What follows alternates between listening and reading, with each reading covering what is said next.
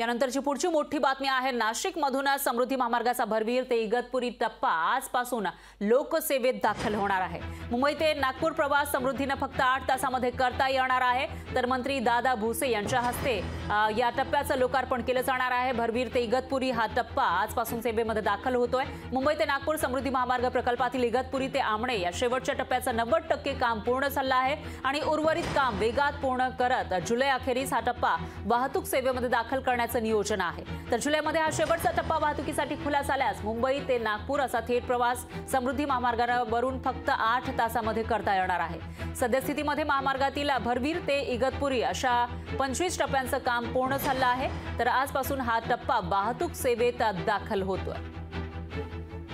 आणि याविषयी अधिक माहितीसाठी आपले प्रतिनिधी विकास काचळे हे आपल्या सोबत जोडले गेले आहेत। विकास, काय सांगाल? भरवीर ते इगतपुरी टप्प्याचं आजपासून लोकार्पण केलं जात आहे, काय सध्याचे अपडेट्स आहेत याविषयीचे?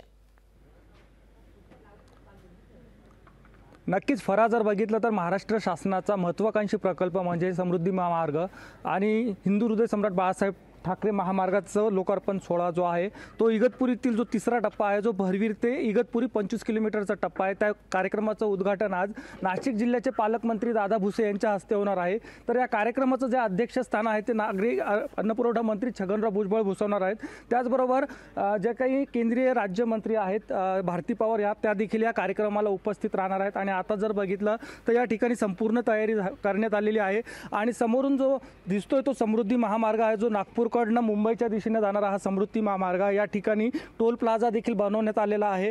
तिसऱ्या टप्प्यातील या संपूर्ण 25 किलोमीटरचा काम आहे ते पूर्णपणे झालेलं आहे आणि आज त्याचा उद्घाटन सोहळा हा माननीय मंत्र्यांच्या हस्ते होणार आहे। त्यामुळे जो काही 7 ते 8 तास जे नागपूर ते मुंबईपर्यंत लागणार आहे, त्यामुळे ह्या जो काही मार्ग आहे या प्रतीक्षेमध्ये होता उद्घाटनाच्या। आणि शेवटचा जो टप्पा असणार आहे जो की इगतपुरी ते आमणे तो 75 किलोमीटरचा मार्ग आहे, तो देखील लवकरात लवकर सुरू होणार असल्याची देखील माहिती आपल्याला या ठिकाणून कळत आहे।